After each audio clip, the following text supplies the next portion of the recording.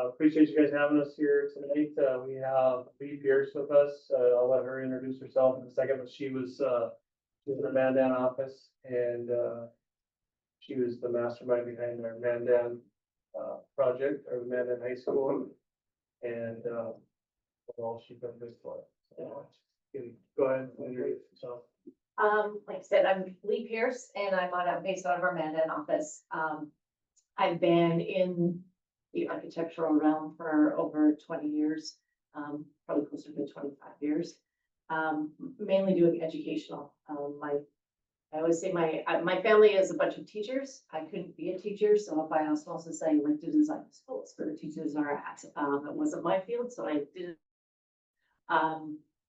Grew up in the Scranton area, and then I went to NUSU, graduated there, and my husband and I gravitated toward Bismarck Mandan. But like I said, I've been working in this field for probably closer to 25 years, as much as that hurts to say.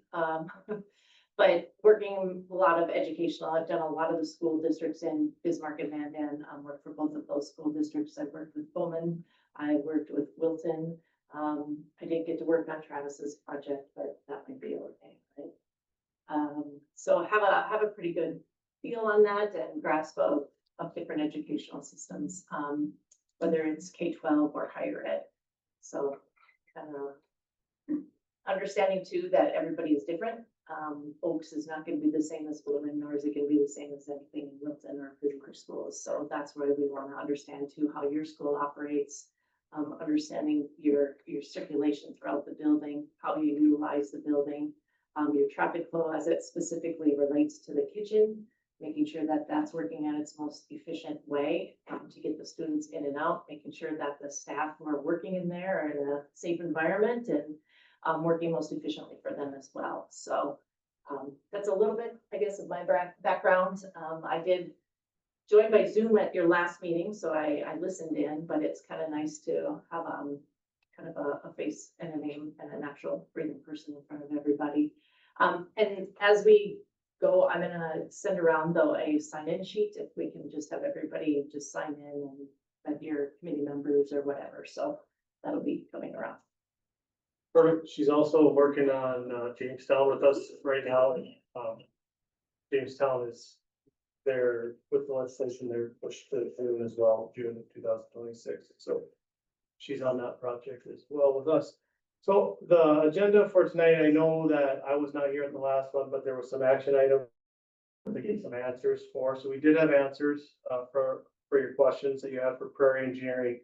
I just want to be forthcoming. Like if you have questions for me regarding prairie's answers, there's no way I'm going to be able to answer them. I'm a former superintendent, that's my claim to fame. But we can get directly in touch with those folks and, you know, if there's quite a few questions, I think it'd be important for maybe them to come out here for our next meeting or at least be on Zoom and we can make that happen. So we do have answers and I'm gonna read them and, you know, it's gonna be kind of foreign to me. The thorough report, unfortunately, is the full report's not gonna be here until July 1. I do have a couple things I can share in regards to that report, but as far as diving into that report today is probably not going to be feasible. Just for the record, they took there's 21,400 photos of your building that they took that they're processing. And so I do have a couple of those that I can share and just to kind of show you what they do for side-by-side imaging. And then, you know, as far as the school condition from, you know, their initial thoughts is that the school is in fair condition compared to other schools that they have done. So maybe not necessarily as dire as one would have thought, but we'll find out the full report when that comes. And then ideally, we will spend a lot of our time tonight in the kitchen, if that works. We have consulted with a food service company and they have done a ton of work for us just in the last week and a half. And thanks to Anna for getting us some pictures that we needed so that they could do their work. I know she was not even in town and trying to work on getting us some of the photos that we needed and she was able to do that. So that's amazing. And so we've got some things that we can share makes more sense that we go to the kitchen. So if we could finish our meeting there and maybe spend most of our time in there, that would be good, so. We start out every meeting with, what have you heard, or is there anything out there for the good of the order that you need to bring up that you may have come up with since the last meeting that you think we need to address, that I can bring back to Kyle and Prairie or anybody else on our team for that matter? We'll write those down and we can take them back with us.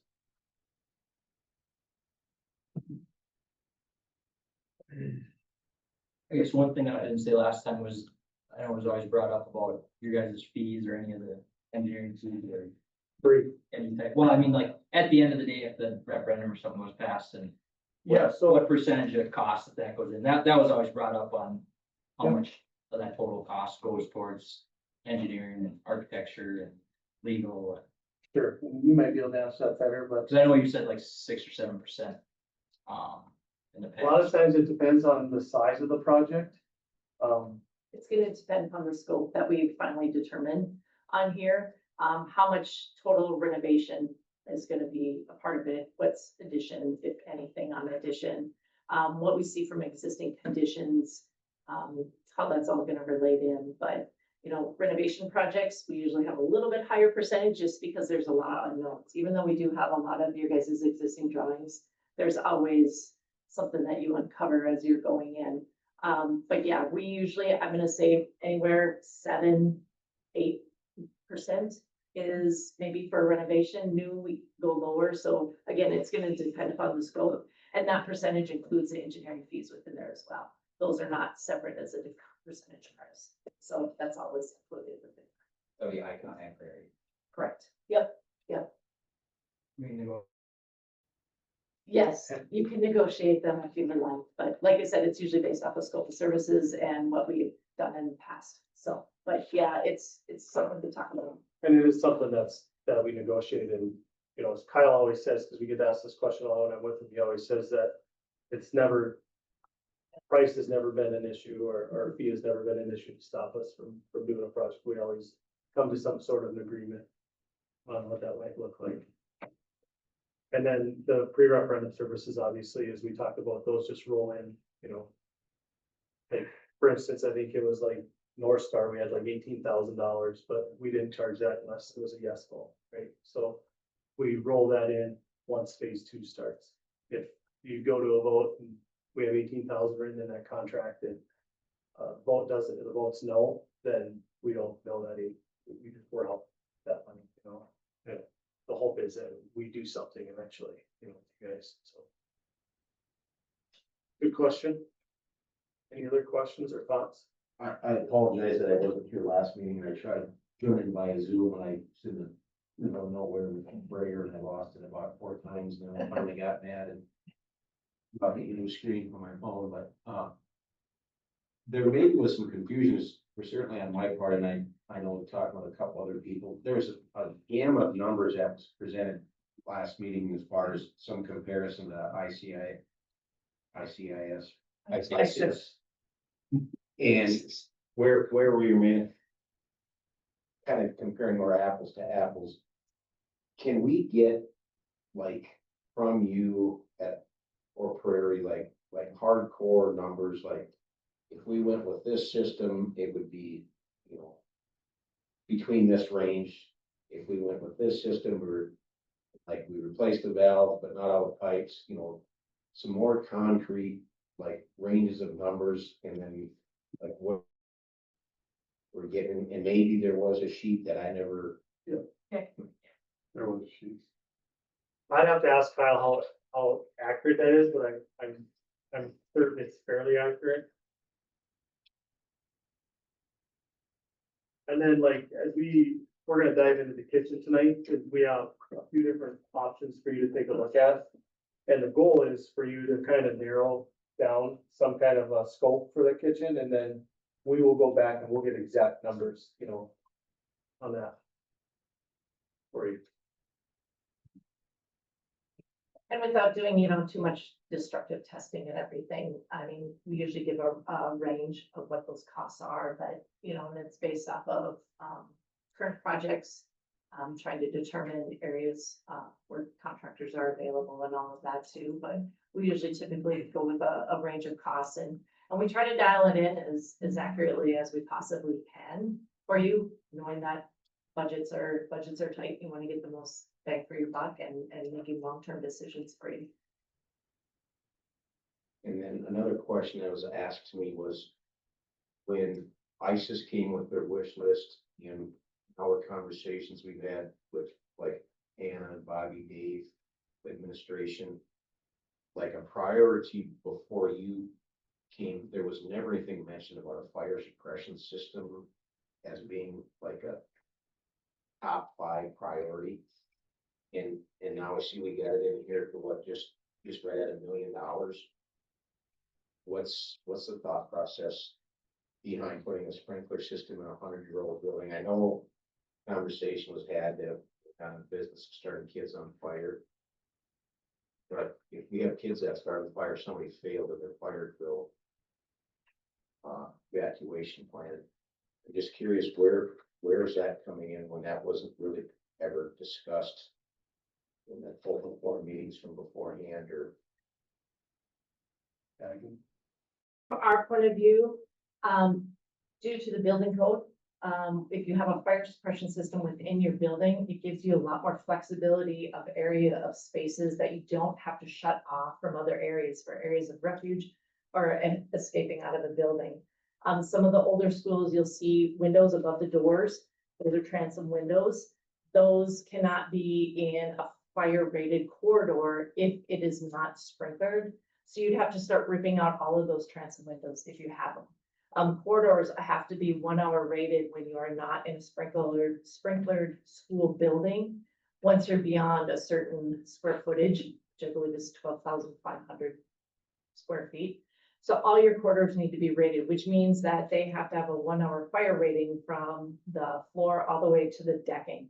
So if you have to extend any of those walls, if you have to add gypsum onto there, if you have to make them meet those fire code requirements, when you start doing all that, the costs start going up quite a bit. Plus you're compartmentalizing your school into a lot of different areas where if you have a fire suppression system, it expands those and then you don't have to have fire rated corridors. You don't have to have that cost in there. Instead, you take the cost of the sprinkler, but it gives a lot more leverage for what you can do within the building.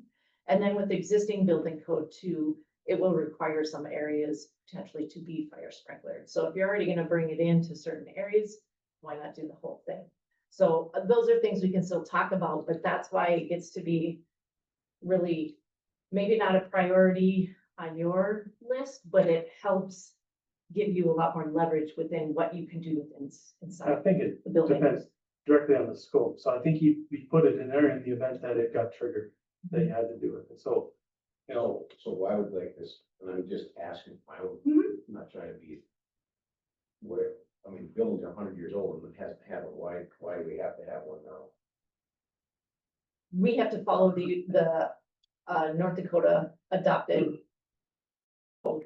And that requires existing building code. Once you touch so much of the interior building, it doesn't matter how old it is. Everything needs to be brought up to the current building code. your grandfather now, Yes, and okay, it's just when you start diving into it, then the code's triggered. What we'd have to dive into that. there's 3 different methodologies that we'd have to dive into to look at it. And, you know, it's just a certain percentage. If you start doing about 50%, then you can do 3 different priorities. Proprietary, performance, and Well, is it like a budget, if you spend so much or what, like a? it's how much of the building square footage and area of the building that you are touching. So to do anything, we have to do it. No, it's, Just if we're gonna do an HVAC system, we're- let's say we touch more than 50% of your building. If you touch 55% of your building and start working on it, doing some renovations on it, that will trigger it. The whole building will have to be brought up to the building code. If we can pare it down and maybe we can compartmentalize and give fire separation to certain areas.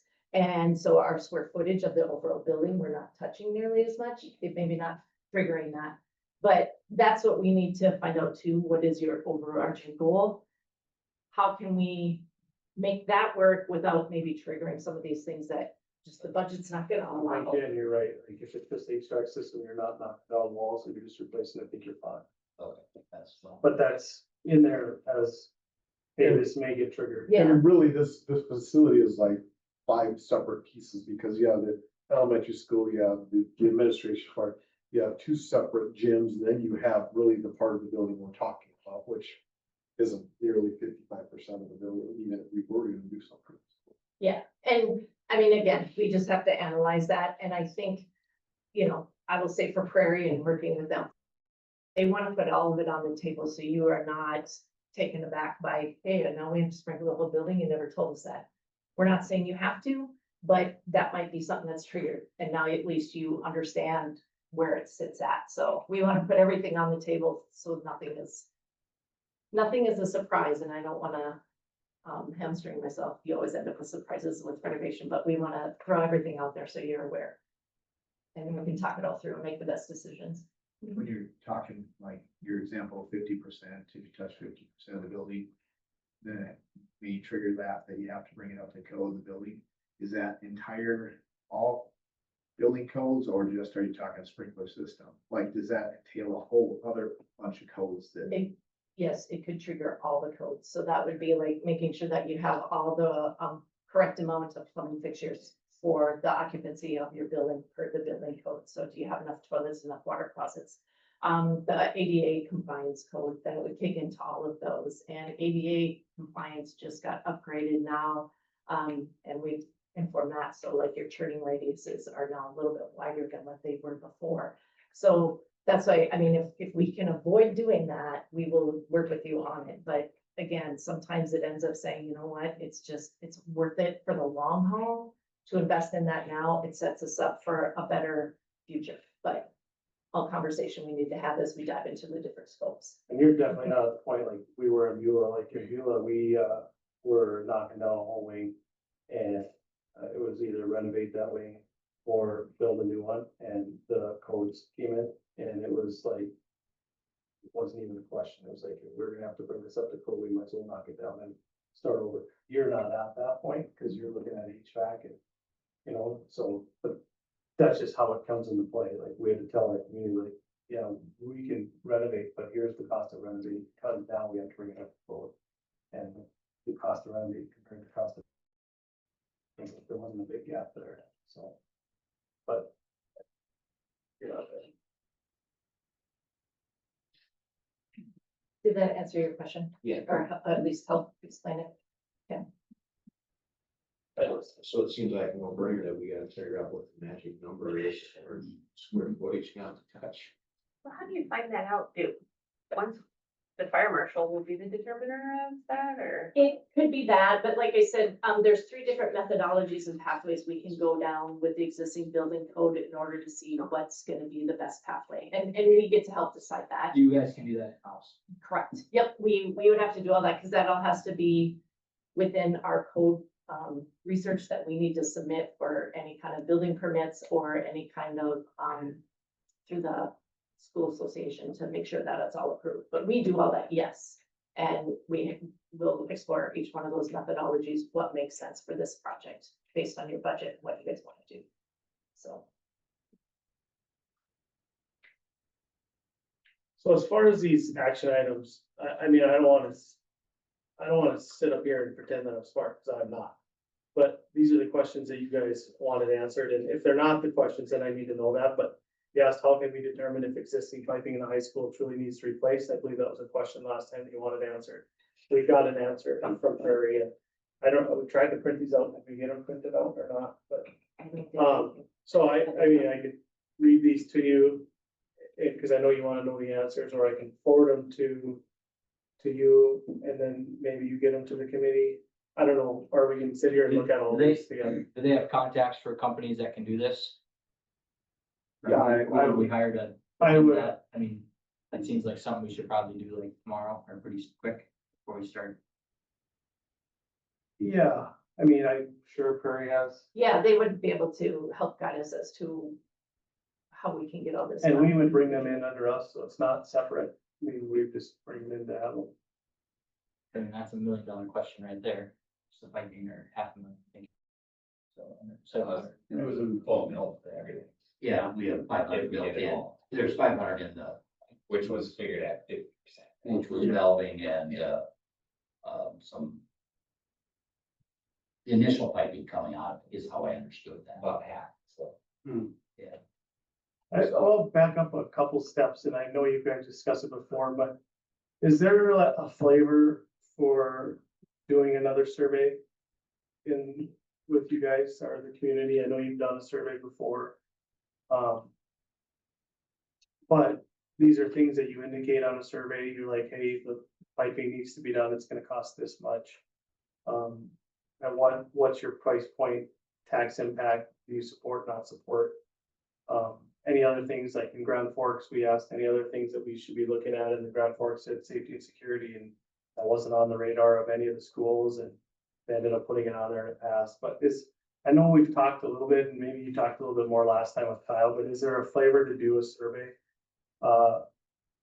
with this group or in this community again, or not? I believe we have.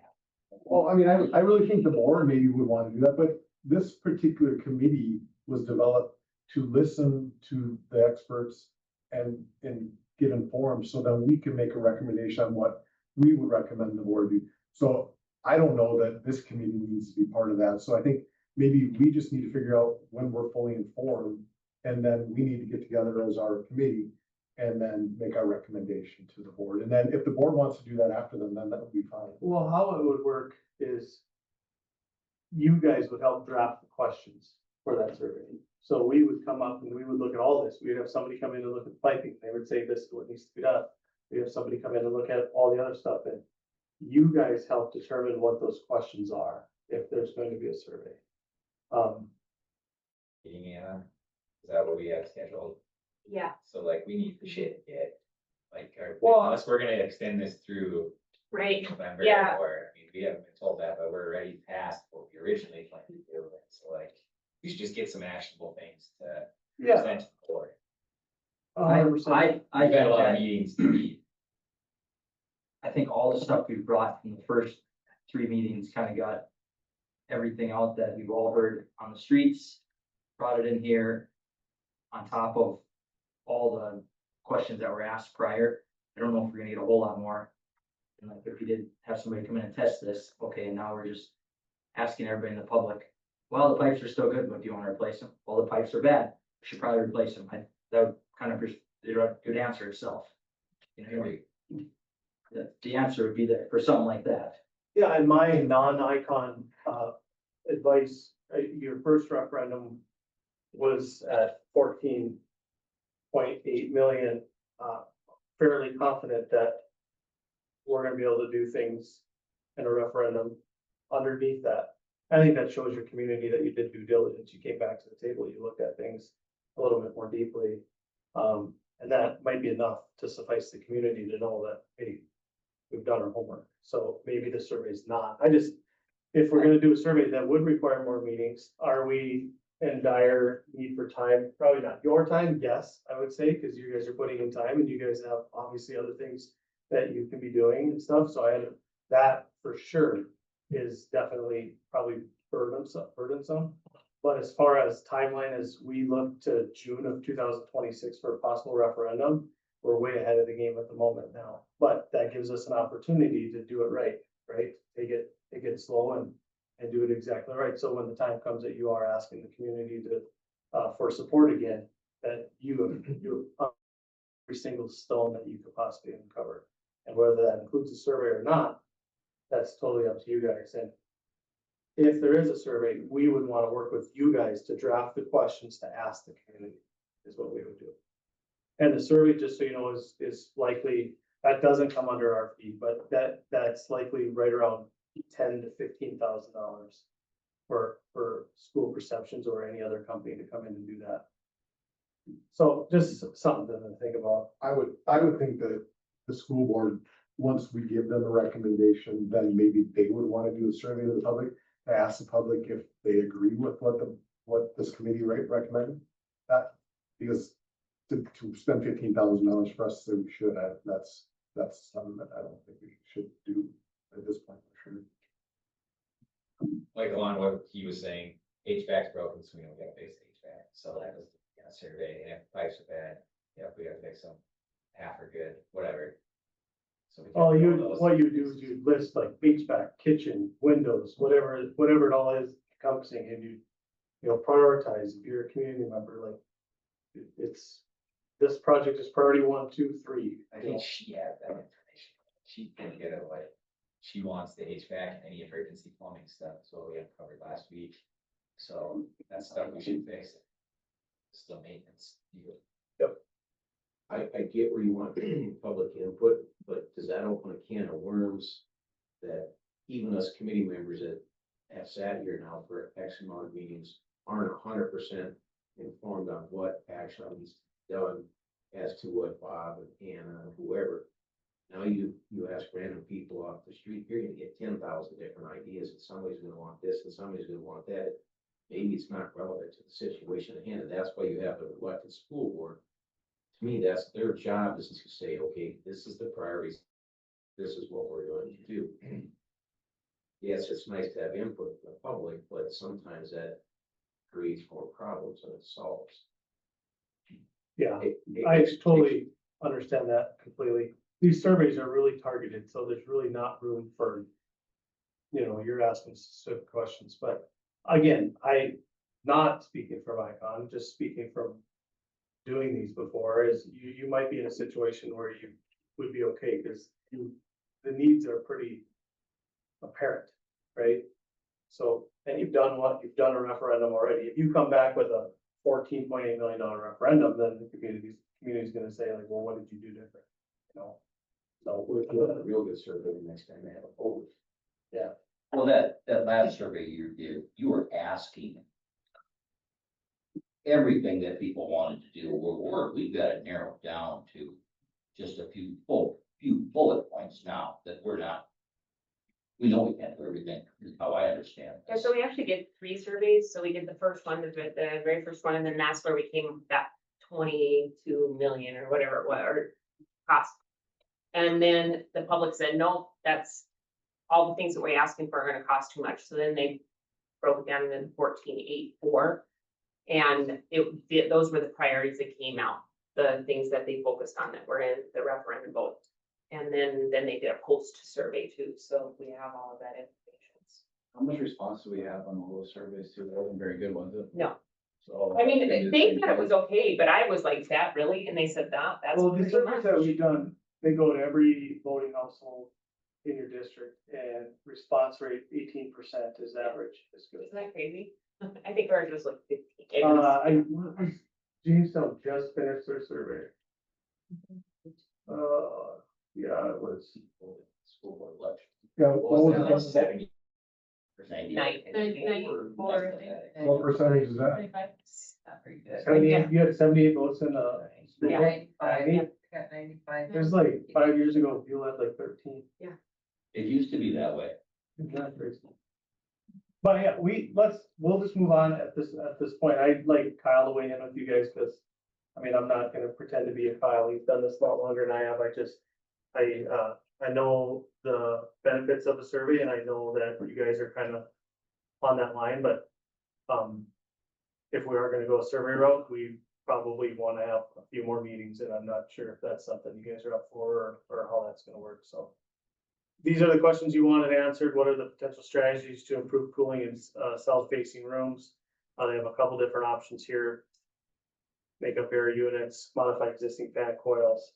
I'm gonna send this to Anna so you guys can see the detailed answers, because I'm not gonna pretend I know this stuff. I have a question for Anna. So how many rooms are used over there versus the north side where there are some that aren't being used? Is that, Yeah, all of the rooms are used at some point during the day, but like we don't have a classroom in the 3rd floor on the north side, and there's only study hall on the 2nd floor. Otherwise, they're all being used, but that big one on the top isn't. Maybe for like an hour a day or 2 hours a day or. Yeah, so the study hall is probably 3 hours a day, and then that big room up on the top is kids are in there sporadically at the best. and how many are used over on the south side? All All, of them. except for the bottom floor where Bobby's got his training room. So all of them, when that, you say all there's. Science is on the south side on Yeah. Third, And, so and they the- have to be up there. and then Yeah, English is in the middle. Okay. So. we potentially have two. And we're using three or four, but I get. there's no- But I do have a question about that. Yeah. How often do we actually use the science lab? That I don't know, you know, Mr. Sell's room, they use it all the time because they're in there and then. You know, Because I only ask because I've subbed for all of them, and we've never actually done like lab, it's always just been classroom, those Mhm. classrooms could have been held in any classroom in the building. I wouldn't be able to answer that. That would be a question for.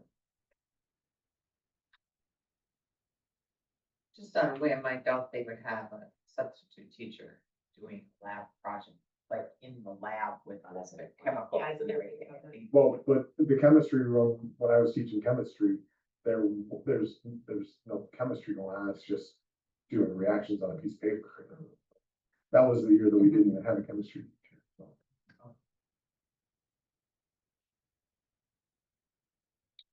So replacing the valves in the system without disturbing existing piping, it sounds like you can mitigate risks. If you guys have follow-ups to these, just send them to me or send them to Anna and she can get them to me and we'll make sure that these guys are present. The next time we meet, and I'll ask the question of who can come out and do this work. We'll figure that out too. Maybe a question that I would have, what's our cost for that? Cause they're gonna have to drain the whole system, which probably makes Bobby, since Chill's done, it's fine to have to drain the whole system and. I thought there was a part where if they drain the system, we could have some possibilities of trouble because it would introduce oxygen into them. Yeah, Yep. that's And with fine. the age of our pipes, that would be problematic or could be problematic. Yep. I think that's. So it's not without risks to Correct. do that, so. Well, I mean, I would think that would be a thing where when you decided to change it, that's when you would test it. No. That's, I mean, like, I would feel like doing it right now would be extremely risky, because what if something goes south? We don't have the money to fix. Forced to do it. But Yeah. how do you know whether it actually good without? Well, I think, doing that? I personally believe what will happen is there will be a lot of money allocated for projects. And then when you start on the first project, if it needs more, that means there's less projects getting done on the back end. Yeah. You know, maybe $1 million more goes into the HVAC system, $1 million less goes into the kitchen and bathroom.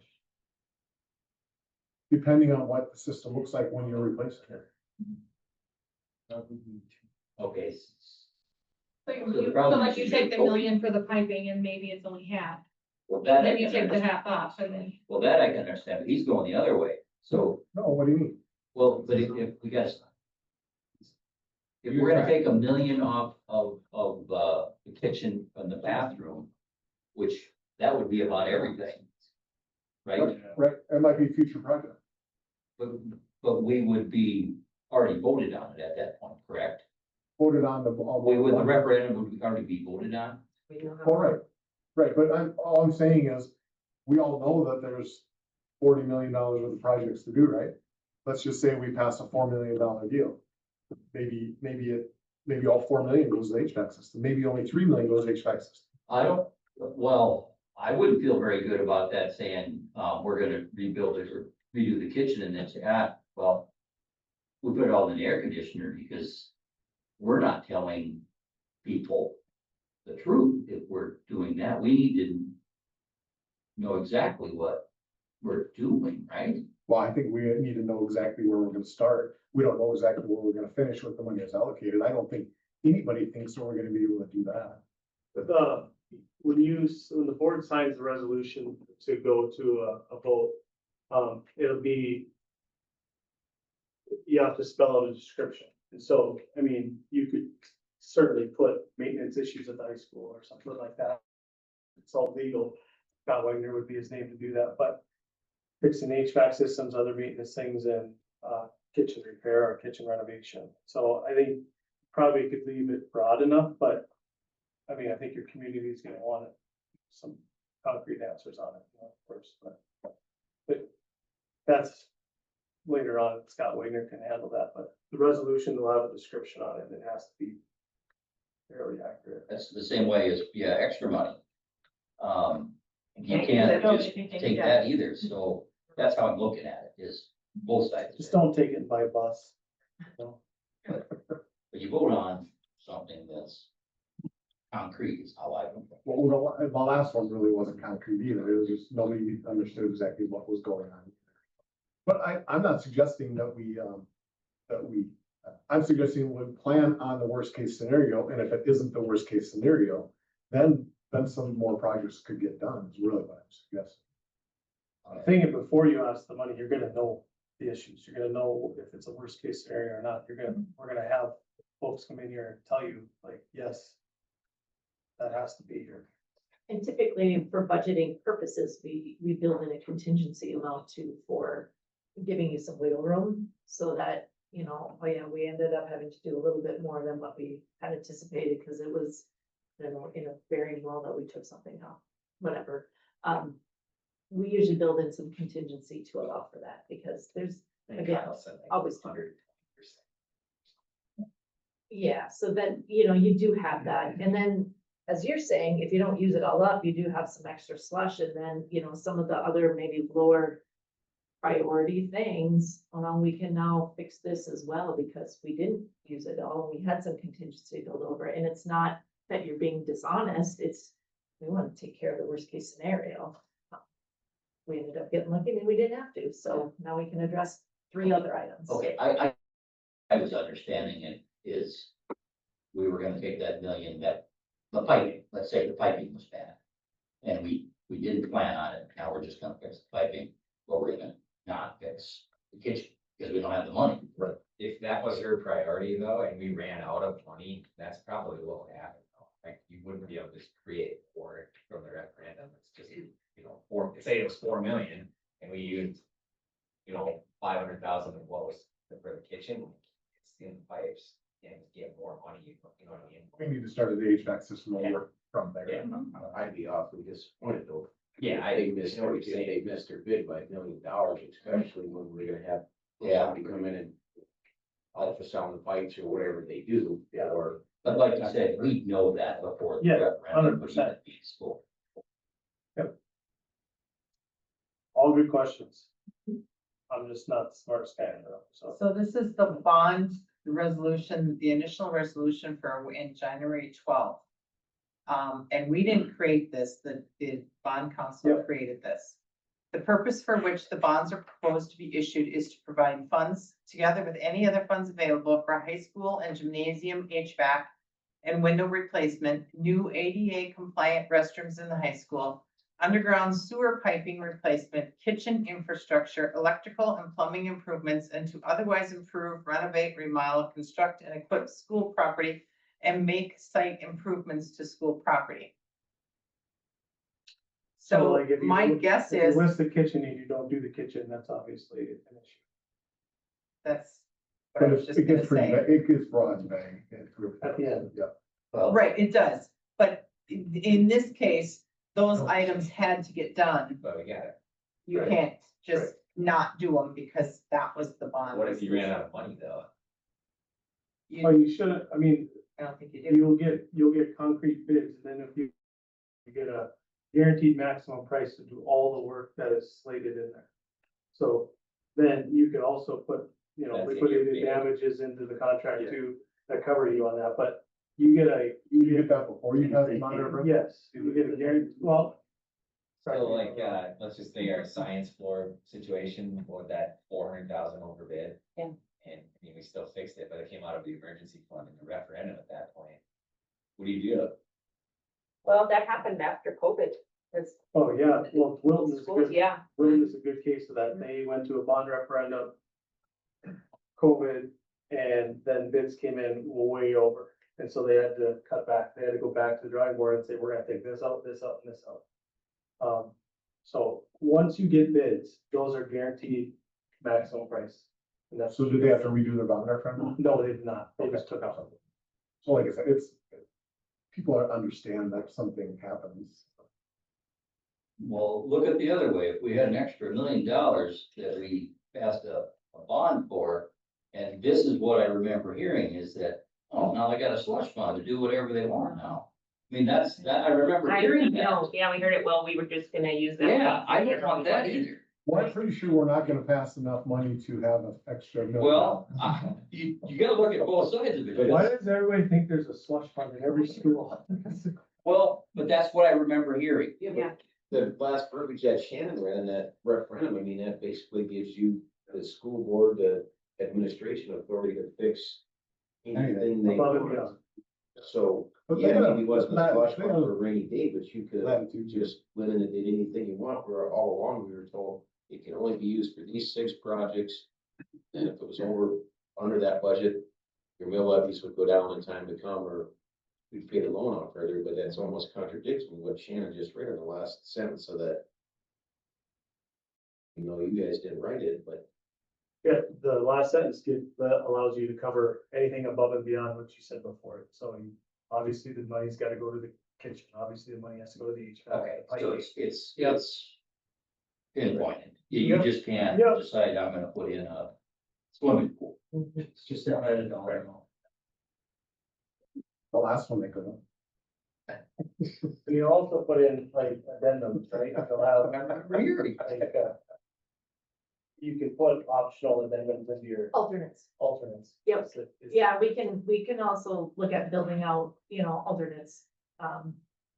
Kitchen is one that, you can do an alternate for getting base bid being, reusing all the existing equipment. Alternate one is getting new combi oven.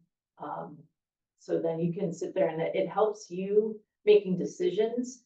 And then you have the prices, you can build it into a budget as you go down, so, as you're going down the road, you can look at those budget numbers. But it gives you a little bit of leeway saying, okay, we allocated $1 million for the kitchen. Our base bid came in at 750,000, well, we can take alternate one and get new combi ovens in there and do this, and it's because we have the budget. Or our base bid came in like right at that where we're at, and we're not gonna be able to take those alternates, but then again, you have those numbers to budget you down. So we work with, the CMAR to help us get our numbers so that we're not $1 million off. Kildere's case, they had more money in the end and they made a bigger gym, so they get regional tournaments. Dickinson, came in way under bid, and so they put additional only classrooms under their wing, so. Yeah, I mean, things can be done without a second vote. And Mandan for the high school, their numbers came in high, so their alternate was, they did not take on the pool at their new facility. They are using their existing pool. And seeing if they can work with their park district in order to maybe get some funds. So that was an alternate there. They didn't have the money with how the bids came in, so they had to, and that's why we built it out that way. So that they didn't have to take that out, that they weren't hamstrung down, so. And those things can be identified as we're getting into our scopes to give you a little bit of leeway, and utilize the money in the right way. But you guys don't do those scopes till after we have the money, right?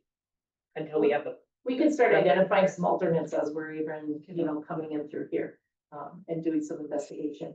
Just based off of past experience and if we're bringing in any other experts, and if we get, CMAR or anybody else on there, we can start identifying some alternates that you guys could have some, at least some leeway as we move forward. So this is a thorough, like I said, you'll get a folder with a ton of information. They give you, I'm really excited to actually see the full report. I've seen part of it and it's like, this would be something I would suggest every school do. No matter what if they're thinking referendum or not, this just gives them a lot of great information. And so you're gonna get 21,000 some images. You're gonna get the actual drone video that they took. And you're gonna get a number of pictures like this. They focused on 3 areas. They focused on the exterior walls of your school building. They focused on the roof and they focused on your windows and doors. And so you'll get a ton of pictures like this where they take the raw footage and then they take the thermal footage next to it. And then they'll have an explanation. And at the end, you're gonna get a conclusion on what they think, where you're at in terms of all 3 of these different areas. So all I know now is that they think the school is in fair condition compared to other schools that they've done. And so what does that mean? I have not read further into it than that, and they're not done yet. So this will be interesting, and I think it would be important. I know it's asking for another meeting, but I think vacation come up. We should, if this report comes out July 1, somewhere right after the 4th, I think we should at least either it's a Teams meeting or a Zoom meeting or whatever it is, or virtual, or we can come out here, that's fine too. And we can probably get an individual from this company to be live on site with us, but we should go thoroughly through this report. And then obviously we have other committee meetings after that if it works for you guys, but I know you guys wanted to see this and we did too. It's just, it's out of our control and that they'll have it July 1. Can you just explain those colors? What that means right there? Cold, medium and hot. Yeah, Well, so the blue is cold. Depending which. I have to go It's just a different heat. on the other side of What things, it's take next a to. look. It doesn't really, They There's have, no correlation. there's no correlation between hot and cold. you'll have, Okay. It's just different. the report actually goes through the colors for you. Yeah, no, it's just correlates. The report actually explains the colors. It's like Okay. color coded and tells you exactly what they mean. So. Some of the things I saw, debris on your roof, standing water on your roof. And so, you know, what does that mean? Does that mean you just go and make sure you clean your roof off every so often and maybe slope the roof a little bit different if you can? I don't know. Like, I'm not an expert, Flat roofs, you want a little standing water on. right? So they'll pinpoint everywhere where they think that the standing water is an issue. Yeah, why? Just for the rubber and the sealant, so So then it doesn't have a dry constant heat load on it. So that's that, and I apologize, the full report's not here. So, I don't. anything else we want to cover before we dive into the kitchen? I think we should go to the kitchen. Yeah. Extend my road for it. Been keeping these meetings at an hour now. I like that. Well, we got 7 minutes Well, and we've got a lot to talk about. I'm gonna let, our expert here take over on the kitchen. So this is just kind of our base starting point. As you can see on the left side is just the existing drawings that we had. So the cafeteria space here, the existing kitchen.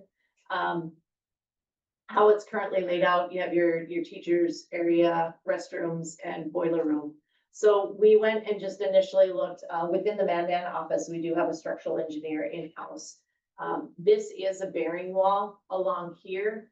So we did talk to him that if we were to eliminate this wall, which is non-bearing, and extend the kitchen out, we could utilize these openings, these doors as they are. Can we expand them? And of course, I mean, you can do anything you want, right, if the money is there. But as we know, budgets will creep in there. But how can we utilize these openings as they sit, or if we can expand them slightly, how does that work? Is that all doable? Yes, it is. So we're showing that this wall now is gone here and extending out into the corridor and keeping this bearing wall. We left this open. Sorry. Way up on your rows. These are those door openings within there. And we did expand them out just a little bit. So just wanting to show you existing conditions. And this is then what we sent. So as we were talking, we called in food service concept design. They specialize in kitchens, exclusive, mainly for schools. And we've used them on multiple different kind of, whether it was new build or if it's a renovation. And they go down to looking, like I said, all the efficiencies of there and all of the different layouts that they can do within those spaces. So that's why we are also asking for seeing what do you have there for existing equipment and how can we best utilize that. So we came through and here's initially what they've laid out as 4 different concepts. Okay, so since these are a little hard, we know, hold up here. We need to get to schematic. So I'll zoom in. Sorry.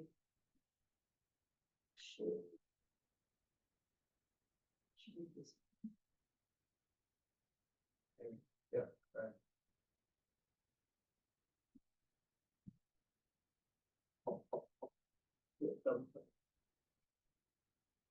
There we go. Okay.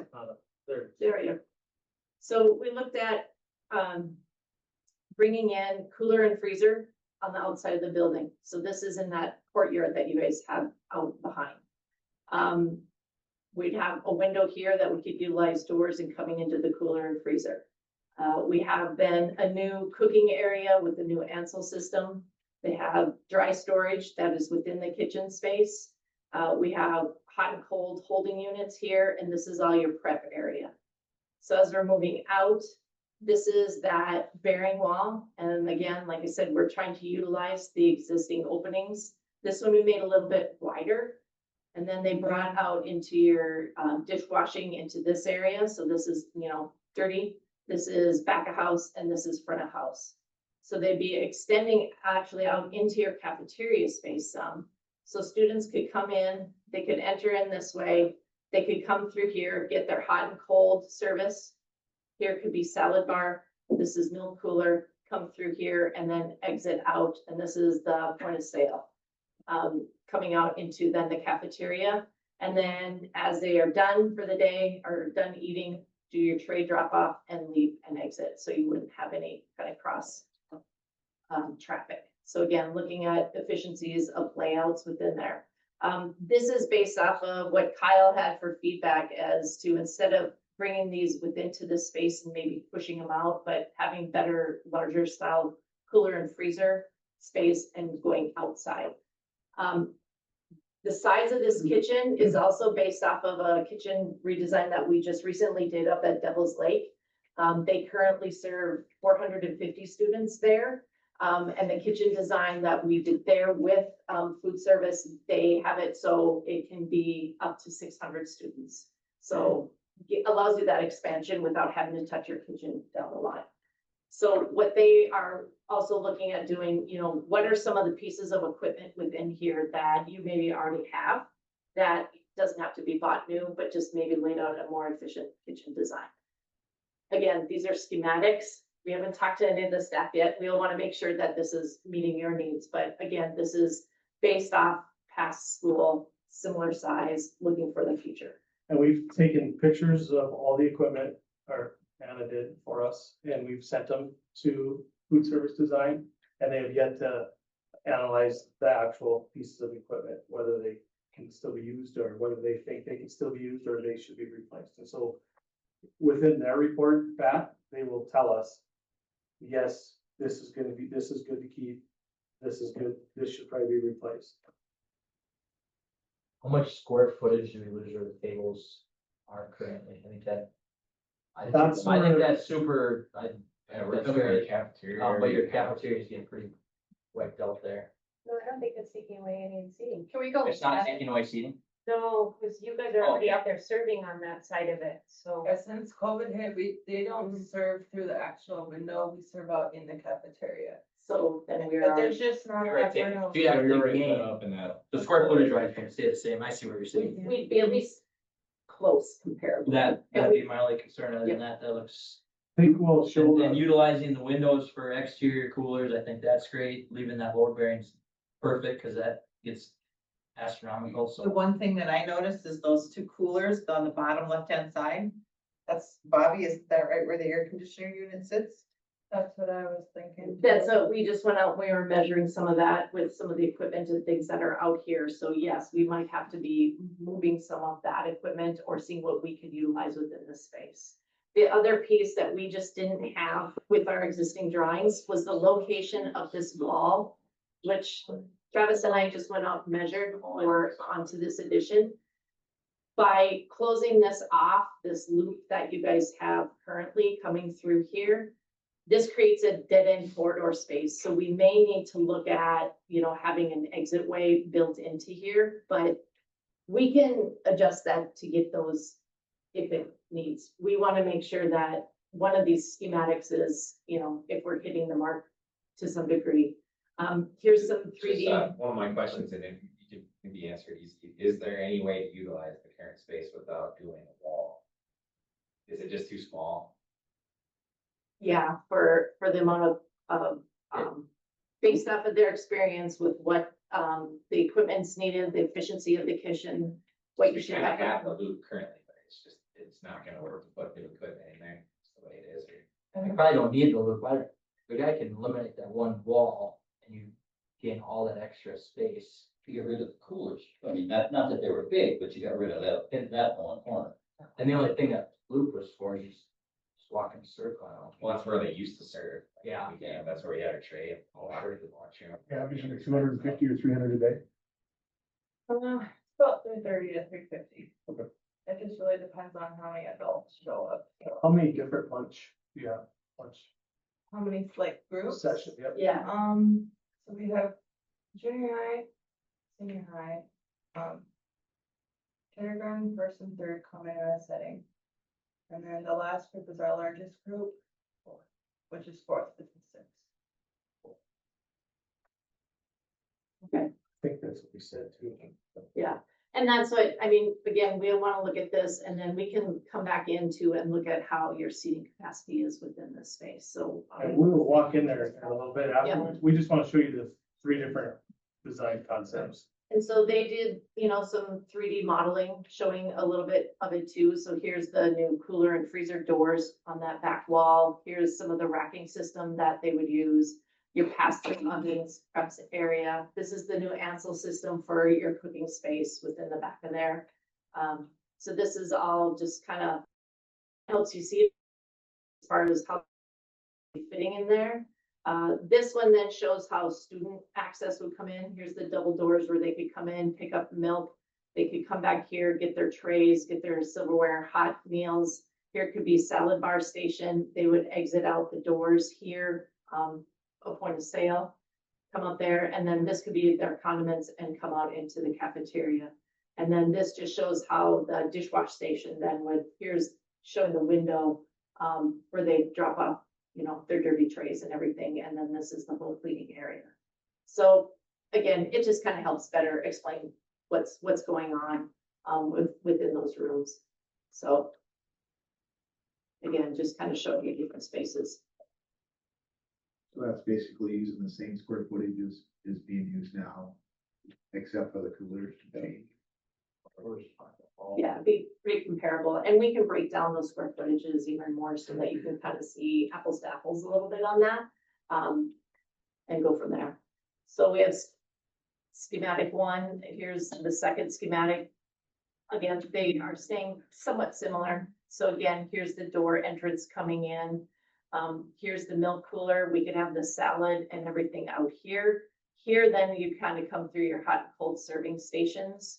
This is moving then again, it's kind of your drop off area and your cleaning area. And then just a somewhat similar setup within here. It's just, again, we want to understand what's the best traffic flow for your students as they're coming through. And what's also the best setup. I mean, this is great that we have staff here to look at and say, no, that's not going to work for us, or yeah, that looks fantastic. We also want to make sure that it's easy to clean, easy to maintain, serviceability of everything, and access for deliveries and all of that.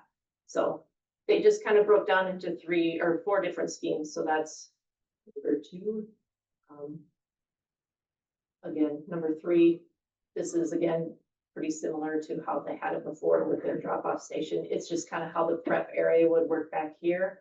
And again, we can dive into these deeper, but if there's one that you guys are like, don't even think about doing that, let us know so we don't go down that rabbit hole without. Well, in all of these, it looks like you've got the same equipment, it's just a little different layout, right? Is that? Pretty close, yep, So yep. that wouldn't be how I would. We would look at staff for more of Yeah, that guidance Yeah. than you I guys, just yep, don't have any yep. idea.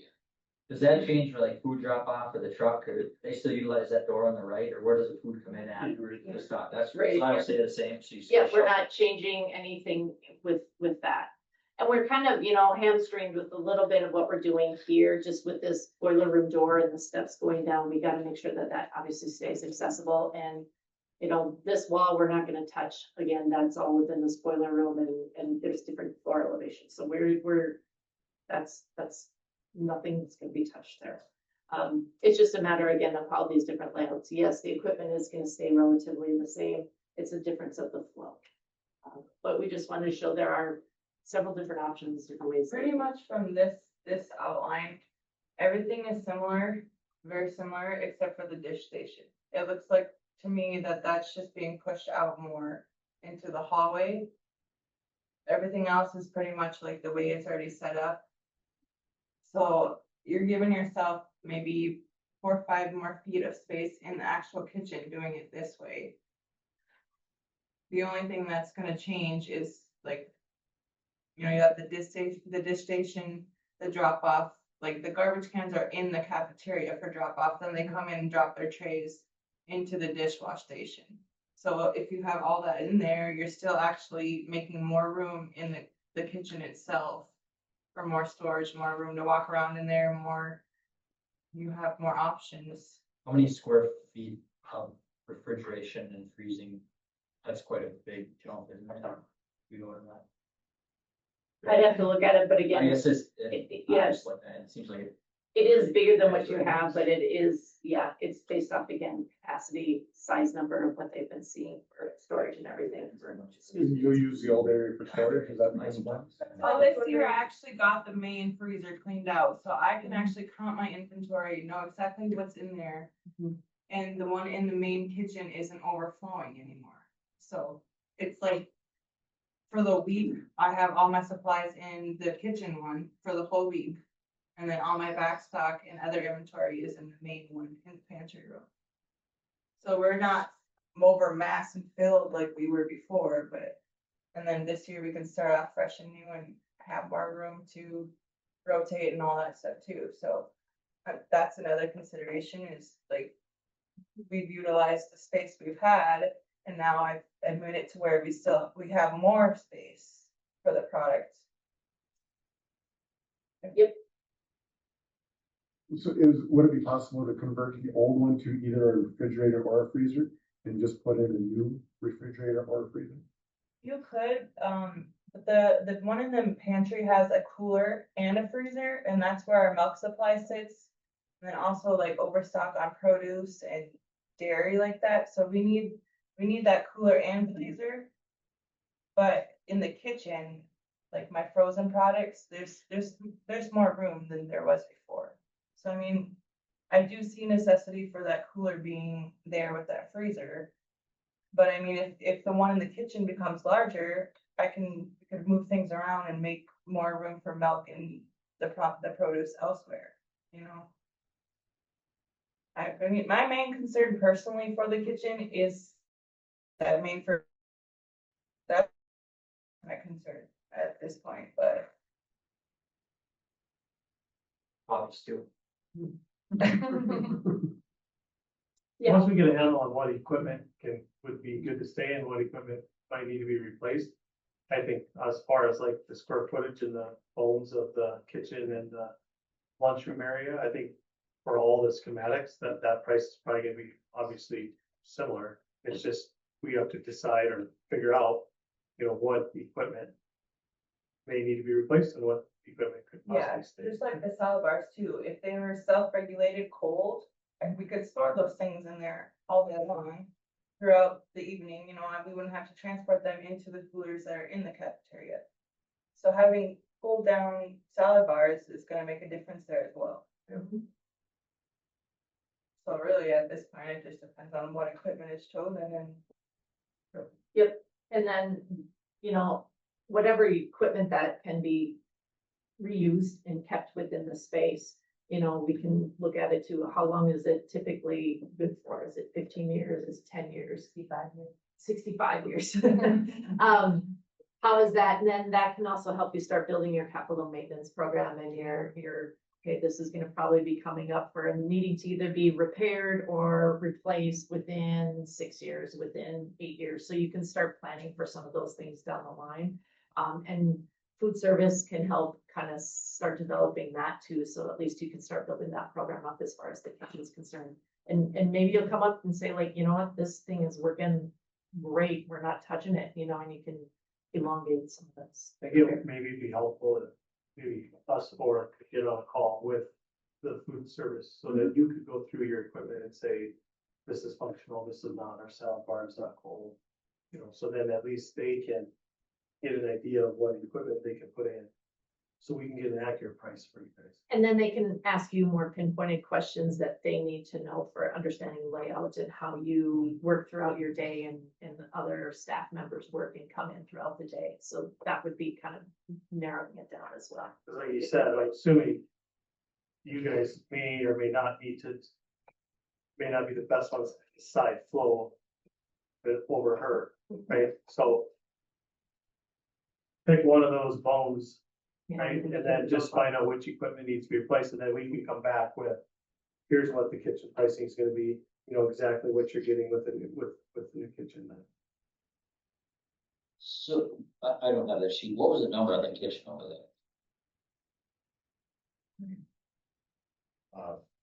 1.5. And Expand renovation kitchen, $1 million, kitchen equipment, 500,000. And with that, the Prairie View Elementary School at Devil's Lake, with that remodel, the equipment value ended up $550,000. That was just equipment. Again, that was for 450 students with the capability to go up to 600 students. So that is was, that all new equipment? that was based on all new equipment. So we may be able to bring that number down with some of the equipment that you already have. So where's the other million at tearing that wall Renovating, control, ceilings, holes. Mark. lights. up? Tearing the wall up. Mark, you're working for free. Okay, I mean, it's just a big gap, Two coolers. yeah, Oh, yeah, the Oh, coolers, yeah. yeah. Coolers, and that wasn't in that, That that was, It was a 50 million. Plus structure alone. Well, we should be able to, before you would do it, we would be able to break out every piece of this. Yeah. So you'd know the price.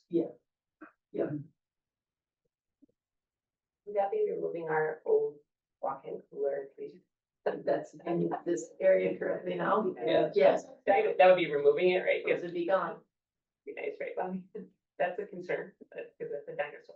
It's part of a historical thing or something. Yeah, you're right. We'll donate it to some. get the state. Well, you almost have to start over on that too, if you put new location, all that big equipment and things like that. And if you have rotted conduit underneath the concrete there, you gotta start over. So the main freezer and that cooler are older than the one in the kitchen? No. The one in the kitchen's older. Do we wanna go to the kitchen? Is there any need to go to the kitchen or? This is fine. How much the equipment that's in the kitchen, how much of that do you actually use? A lot of like pots and pans and plastic containers and stuff we don't use, but it have the counters in there. Like the old big And the mixer, shelving. like the old big mixers? I moved that into the staff lounge, we don't use that very Oh, so often, you've already moved that along. yeah, and we still have it, it's just. Well, the oven's sitting in there, you can't use the oven, right? It's the burners that go There, on. there is, what, there's 12 tops, 12 burners, or is it 10? I think it's 10, and 4 of one on one side don't work. That's the stove top, the bigger tall ovens, both of those are working. But honestly, we don't use the flat top stove very often, just to boil water, pretty much, so, I mean. Is that because that's all it can do, or because you just don't have a need for it to do it? We don't need any more of that necessarily Okay. to do the meal plan, because. Like, there's so many different things that I was taught last year and different ways that I'm learning to do it my own way, so like.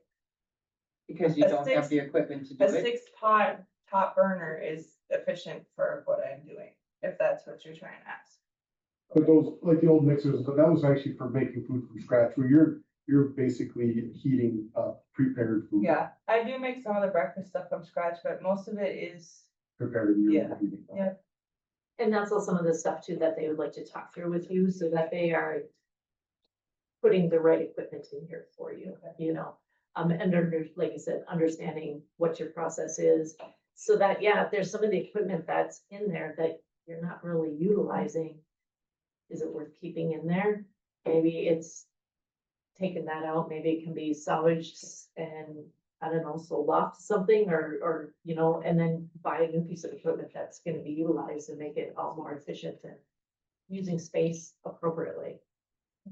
Is the pre-made stuff versus the homemade stuff, is that how all schools are now?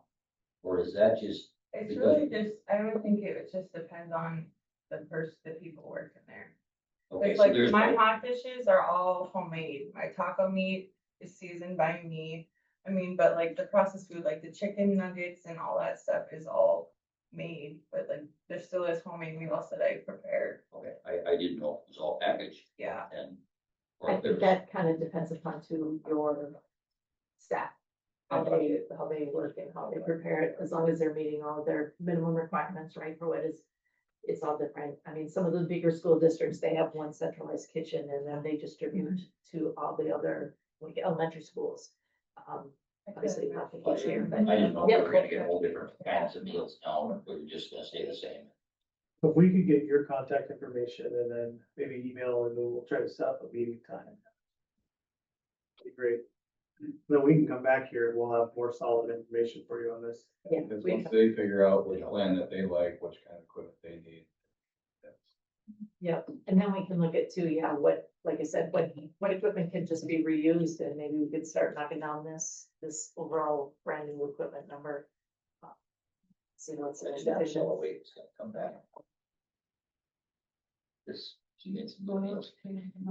Is there one of these layouts that you like more than the I other mean, ones? is there any of them? I They mean, all seem pretty, When you go back to one, does that take that wall out? I'm sorry, you're gonna. Yeah. they're all removing. they all take out that corridor wall. Okay, how here. about, but over to the right, it's not taking that.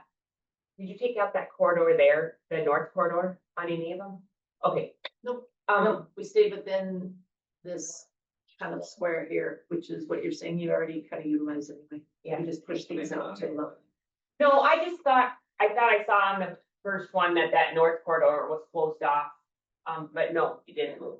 That would be expensive to move that wall, so I was thinking if we didn't have to move it, to not choose that one, right? Yeah. Yeah. The only bearing wall that we are working on is this one. And that's just gonna be to what's the most efficient layout and how that relates to what we need to do with that bearing. I would say demo costs are gonna be all the same, whether you're 1, 2, or 3, it's just your layout. Yeah. So, It was just Yeah. number two that I think caught my eye, that looked like you're not adding a wall. Yeah, keeping that spot with the. that would. This one would, I think, would fit our flow better. Because to have the salad bar separate just interrupts your flow, right? So our flow is, they come in, they get their milk, they get their hot, they get their cold, and then they go to the point of sale. So our kids have to hit all of that piece because they're required, to take either fresh fruit or fresh veggie. They're required to take something off of there. So then that way, they don't have to flow over to it, where this is more like our flow now, right? Do you think, Janessa, that it's just? Do you have an a la carte line? Where do they come in? They come in right there? Yeah, Same spot. yeah. Or but in the kitchen? Take a break. The little Just line like is one- up there now. Yep, and then where does that go from there? Then they just go straight down, because now there's a line. They're always outside that wall. Yeah. But this way, they could come against that wall, get their hot and cold, and then salad bar, and then go point of sale, so they would go right past the salad bar that was required. You're all in, you were the ones that had celebration. Right, the middle, and that would be congested. Yeah, if this is similar to the flow that's already there, that's, then you're not. In their mindset. Yeah, so in the cafeteria now, you come in the door, you get your milk, and then I serve the hot meal, and then salad bar straight, so it would be into the dish station.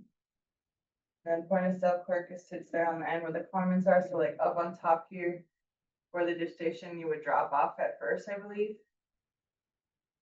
This is where. Yeah, that's. Yeah, so that's pretty much where the clerk is sitting at the time, so if you turn it and go that way, you are utilizing more room there for the dish. The dish station, so I mean, it's all in the same format, but it's just pretty much swapping that area there. So work off this one and try to figure out what equipment. Yeah. I think I'm using this. Yeah. I think this salad bar in the middle is. Okay, no, that's good, then we can start diving this and we'll kind of abandon those unless something goes off. But we'll stick with this one and. Like I said, Janessa might say, I don't use all those stovetops or, But not to say that a next cook wouldn't, so, Yeah, no, we want to set it up for long term to, make it efficient for Janessa and how she's set up, but yeah, make sure it's a long-term decision as well and not pigeonhole you, so, yep. So we'll stay with schematic two and we'll develop that and we'll then throw some costs at it, give you guys some options. Okay, so in the keeping time as a priority here, is there anything that you guys want us to take back to Prairie? Take back to Kyle, take back to food service that you can think of right now? One thing that just brought up here that I want your stuff. I mean, as for cutting floors and stuff, it might work out. Might get a little bit lucky, so across this east wall, this east out exterior wall is the tunnel system for hot pipes and stuff like that, that might make it easier to get into, or electrical, or drainage, sewer, whatever, to get into the boiler room and drain out that way, might just make things easier, but I don't know exactly what would work best for everyone doing this stuff. Especially with the oven and the Ansel being on the exterior wall too, along with the freezer and cooler. Just might make things easier for installs. And we also took noted pictures where the electrical comes in at, so we have that. Yeah, well, all of that is on the east wall there of the boiler room. I'm just saying, there's a tunnel underneath the floor there, which gives you a little bit better access, so you're not like completely gutting out the wall, floors. The way you're sitting, you're much just swapping that way. Yeah. So east is down on the bottom and north is on the right. So right here is the flagpole. Like, Yeah. so you just. No, that's the north wall. The east is on the bottom. If someone's going to go wire them. Yeah, that's it. Let's start looking. You still got it. Is there an appetite to maybe convene either virtually or in person the week of July 7th to kind of hit the thorough, and then anything else we can bring back from this food service by then? We might be able to get them both taken care of July 7th or the week of July 7th. Wednesdays are the best day for you guys to meet. And then July 9th. No. Is it on now, right? Alright. That might work. I see Kyle's got a private appointment there, but we'll see if we cancel it. No, I did. That was one that was scheduled. Is there a way to have somebody come in and test these pipes? Getting kind of. Yeah, we'll have to figure out. We can talk with Prairie to just see what their thoughts are on that and the criticality of getting that in. Is it available? When is the soonest we can get that done? Yeah, we can at least find that out. We can, communicate through. Let you know. Or if there's any isolation valves up in there at all to just drain one small section and just do that. And just replace, if they have to, just replace that and have the rest of it still isolated. Well, they might be able to ultrasound. Yeah, we can ask those questions to Prairie, and try and get you. some- Essentially, we want them to put the prices to the answers they gave us, right? Well, what I don't want to have, at some point in time, we need to have some kind of finality to this. And this committee needs to have a meeting amongst the committee and say, hey, ICON give us this option, this option, this option, this is what they're gonna cost, hey, do. And I would hope that every option that you give us is a suitable fix for the problem at hand. Because when I looked at this here, just rough math in my head, you have just a shade over $1 million to fix the immediate needs of the heating, the air conditioning system here. Scott, I think on that sheet, that's when they were trying to compare what was previously done and what they thought they could do now. It wasn't. Usually have on that sheet was done. the replacement chiller and reuse of cooling tower, 275,000, replacing oldest portion of pipes, 550,000, central automated control, 25,000. Well, I'm just thinking the other sheet. Additional elementary air levers, 100,000. Okay, then you flip it to the back side and it's got maintenance pumps, air handler, blah, blah, blah, 1.3 million.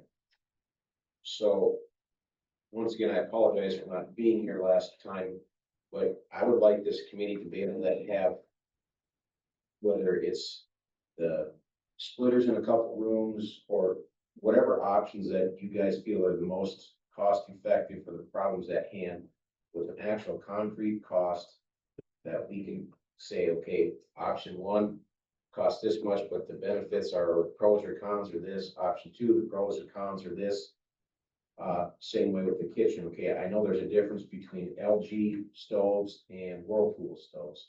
Okay, I don't know what this kitchen company, I mean, it's commercial grade, I get that, but you mean, there's Cadillac and there's Chevy versions of everything.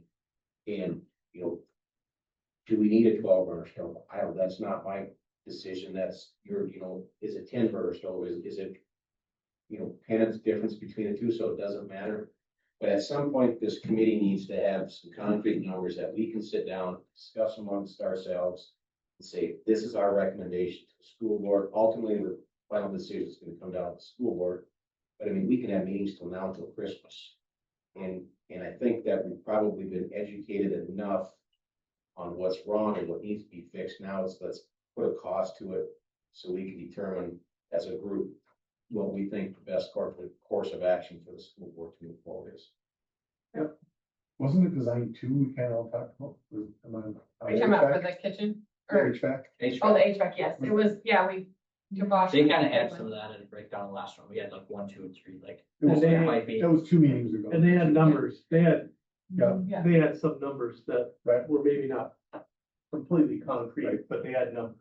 But there was, you know, okay, well, it's 500,000 for the pipes. Well, that was just phase one. And then there was 2 more phases. So at the end of the day, it was like 1.5 million for the piping. So I guess I would feel much more comfortable if, okay, we don't know that till they ultrasound or however they test the pipes. But at some point in time, we have to just be able to give a recommendation to the guys. So one, the school board can decide what they want to do and start getting things in place, because June 26th is gonna come faster than what we think. To keep having meetings, to have meetings, just, I don't know if it's beneficial to anybody in this room. Well, and I think like the best case scenario is to give you probably worst case numbers, right? Because like if there is a cost to go into some of these that you probably, I mean, I think they put a cost, like maybe worst case scenario cost when they did their things, right? And so to save you money by diving into that, maybe that's the number that they're gonna choose. Maybe they say it's this and hopefully it's less, but it's probably not gonna be more than this. You know what I'm saying? It's gonna be conservative budget, let's you say, yeah. So like, cause they broke down like replacement of this, you can do it this way or this way, and it's likely gonna be this much. Well, they're factoring in on their price. Like if we run into something terrible, this is the price, right? But it could be lower than that, but hopefully not above that. You know, so I think that was broke down in that way. I think we've got a few things broke down though, you know, whether 4-pipe, 2-pipe, I think we already figured the 2-pipe was probably the way to go. Okay, outside air handler, I think we kind of lean towards that, so they got something to go off of on that. I think on the whole HVAC idea there, whether we have to pull in some of that outside cooler to keep those classrooms a little cooler, and just kind of what you broke down on the first part, if we can narrow those down, I think we got the HVAC almost. Well, we And they have the kind of numbers. narrowed did have down. an issue. What's that? We did kind of figure out we didn't have an issue. Correct, yeah, so cooling was good, but keeping those classrooms cool during the winter, that were overheat.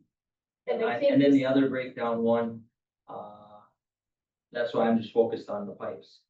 That's the only thing that I can see that needs to be panned out on the whole HVAC system. If we can figure out the pipes, The other variable Then- kind of answered. then I think we kind of already got that. And that Everybody report, I agrees. believe, had a price for replacing all the pipes. It did. Yeah. Yeah. So, that I did. mean, so we But that's have, what I'm saying, if we can get, you know, between now and our next meeting, I don't know what it's gonna take to test pipes, if we probably do that. If we can have that as a hard answer, then we know, okay, well, Yeah. we can do it, we can't do it. I bet they're not gonna tell us the cost of just do 50% of the pipe. They're gonna tell us all of the pipes, because once they get in there, if something goes wrong, we're gonna have to have the money to do the whole pipe. So I don't even know, why would we waste our time on having them test the pipes and find out now? Because they're gonna give us what it's gonna cost to do all of the piping, because if we get in there and it goes south, we have to have the money in I order think to that's do all what of the the cost is pipes. in there is for that, and so, like I said. The goal would never be to go above that, but it certainly could be less than that based on, because I mean, without going in there, they're thinking worst case scenario. They have to, right? They're gonna put a number to it. And I thought there was 500,000 and then there was another 700 to redo Re- all all. the piping. Mhm. That's how I understood. I thought that's what I understood too, because then we would have all of that, but because I feel like if we go in planning, we're only gonna do half of it. And we don't have the money and it goes south on us and we don't have the money. Well, like you said. We it's gonna don't, be- we don't it's know gonna the be a- answer. But he said it's gonna be a 3-year process, because they're not gonna be able to place all the pipes at once anyway. Right. They're gonna do one floor and then the next floor the next year, so it's like, gonna be like a 3-year deal, so. But you're right, I still think we need to budget for the worst case That's scenario. what I, And then that, if we didn't need it all, then the other money could be used for yeah. a bathroom or whatever. But all I'm saying is, I don't care what you do. It's just, we need to have a dollar amount that we can go to the school board, and the school board can go to the community and whatever, and say, this is what our projected costs are. We can't have a range between this and this, and we can't have, well, if we do this, it's gonna cost this much, if we do this. Right. You would have to have, this is what we're gonna do, this is what it's gonna cost, and this is what we present to the school board and to the general public. So, So basically, you know, like, I don't know if it's at this meeting or the next meeting, we gotta decide, right, this is what we want to see done with the HVAC. Okay, give us a number. exactly, because at some So I point, mean, when do we wanna make those decisions? I think we gotta create. Well, I think the only thing that's undecided is the pipe. I think that Yeah. number was already there. That Yeah. number's already there. I'm looking for that report. I have it somewhere. then, so that's one of the, okay, what about the bathrooms? Come on. Okay, what are we gonna do there? Yeah, we can just find the pipes, or we gonna I tear think them out? that's done, isn't it? Or we got, what's our plumbing one we're gonna try to talk about? Isn't there in the elementary here, in that hall that was north of the lunchroom, I thought there was, There's pipes on the water, yeah. I mean, whatever the plumbing issue is, you tell me what it is, Kate. What are we gonna do? What, are we gonna tear it all up and put new? Are we gonna line it, or however they fix some of the other stuff? Because of that, we just need to get the HVAC, sewer, kitchen, what we're gonna do, and what price. And let's move on instead of having meeting after meeting and getting nowhere. If we need to, if we're gonna bring all the kitchen and have to fix some pipes right underneath there. You know, So is that what because we're those saying? problems are in the boiler room or are they in the kitchen? No, that's out in the, yeah, in the south side, yeah. What would be in that area of that plan? We wouldn't, you know, I mean, So then that's what we should tell these guys to come back with next time. Outside air handler, all new pipes, 2-pipe system. That kitchen. Well, just for the Just HVAC the- part, The Right. chiller. and then the chiller would be part of that. Whatever it takes to get it fixed right. Not using the nuclear option is what I think you guys used, what ICS was proposing. So we know exactly what we're getting, exactly what it's gonna cost. And you know, maybe that one can't be done by the next meeting, but the same with the kitchen and the same with the sewer. Whatever your priorities are. yeah, so we You guys have, that. we have some of those numbers, like that you mentioned, so.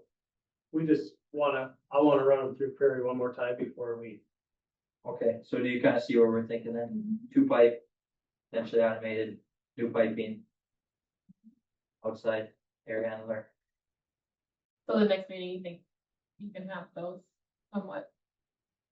And then you We should should, have the 'cause it seems like- kitchen kind of I figured think out. we too. already had them on the paper. Yeah, And they're pretty much They've there. got them laid up here and we just would, like I just wanna- Rob said, we just wanna make sure that these numbers are, that Prairie's comfortable with what we're providing to you, so that you're basing it off of the correct numbers for what you want. And I'm not trying to be the butthole of the group either here, but you know, once we start tearing into all these pipes and all this kind of stuff, and if they need replaced, they need replaced. But, you know, once we start doing all this, now do we cross that threshold, and all of a sudden, we have to go into the whole stinking building code, and now we're spending $1 million on a sprinkler No. system and $1 million on this.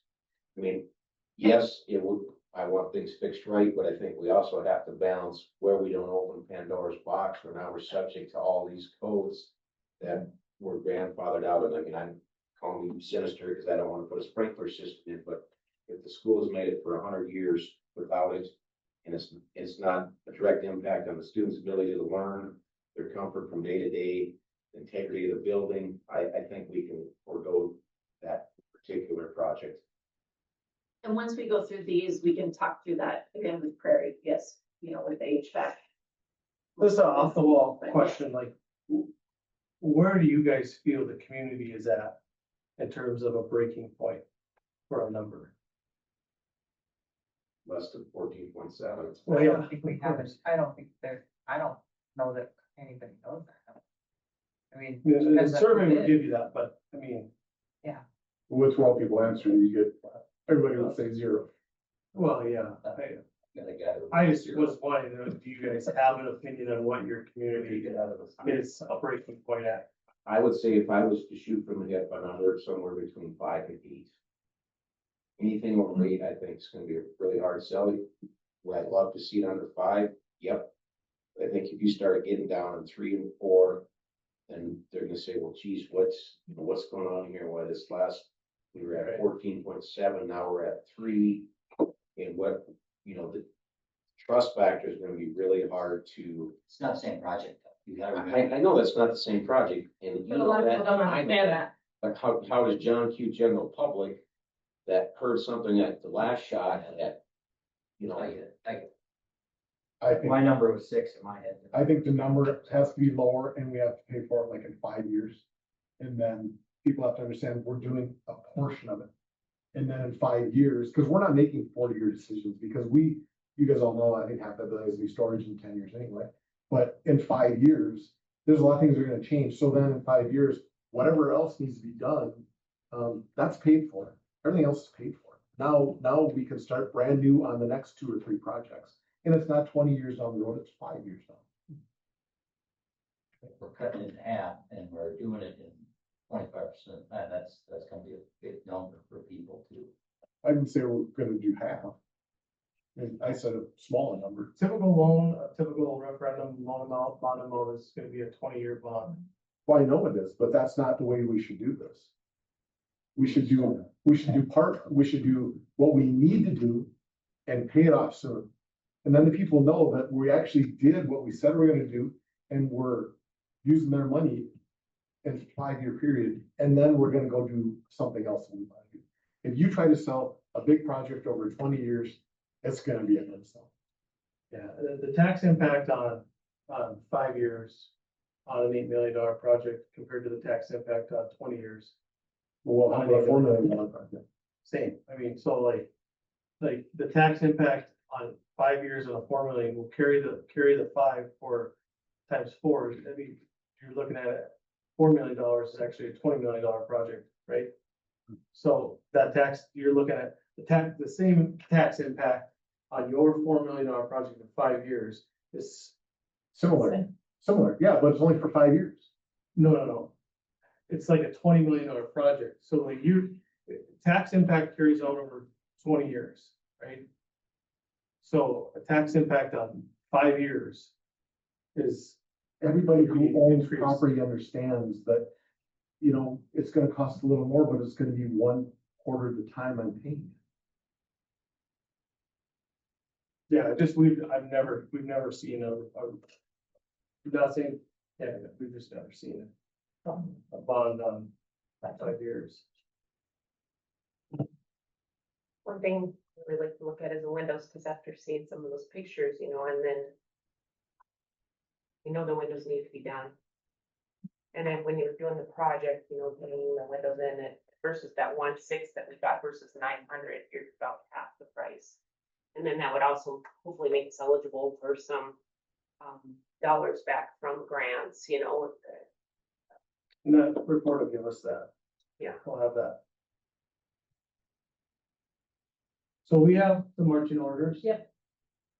And I would say as far as kitchen stuff is getting numbers back for the kitchen, I think by the 7th July would be feasible as long as we can at least one good meeting with Janessa over the next couple weeks so that they can dial in a little bit better. So that, to your point, you know, that scheme with this, here's our cost to do that. We should be able to do that. Would it be a prudent thing for this committee to recommend to this whole kitchen deal?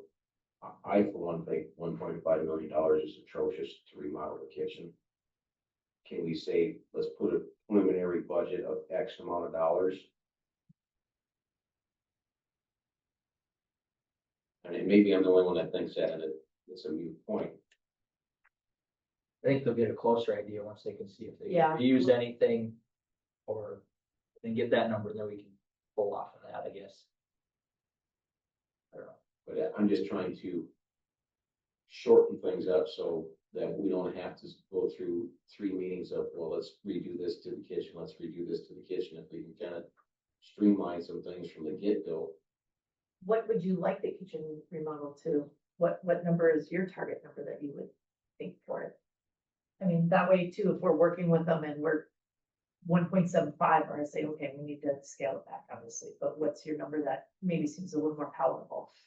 Just make it an easy, around $1 million. I mean, I visited with like the vocational center and actually did a complete remodel of their kitchen for $365,000, start to finish, new appliances, everything. That was done last summer. That was their vocational kitchen? Yeah, Have to move any walls. that I don't. Well, I mean, it might be new coolers and new stoves. That might be what it is. It might not be any of that other stuff. It just might be 2 new coolers and new stoves. But yeah, we'll get that breakdown, but that's, I just wanted to know what is kind of a palatable amount, and so we can say, okay, we got to 1 million, here's what you can get for that. And the If we go reason beyond it, I say that is, yeah, maybe it's me, but when you hear it out in the community, like, are you kidding me? $1.8 million for a kitchen? I mean, if we can build a new house for that, half that money. So it's not just me saying, it's things that I'm hearing out in the community as well. So if we could maybe streamline some stuff from the get-go, if we're not having meetings for having meeting purposes. And we'll give you data to be able to show, if community's asking, well, this is for that, this is what that piece of equipment costs, and ours is shot. That's what's gonna cost, so you could at least, you know, you'll be able to show every line item to the community, or we will help you. And we understand that we're not gonna shoot for the Cadillac road, you know, or if you do that, what's all the benefits as to why you want to invest that money? So we'll try to give you a couple options on that too.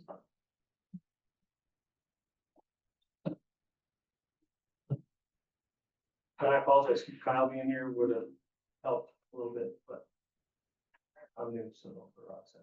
What do you decide? You're fine. The 9th of July. 9th of July, okay, 7th.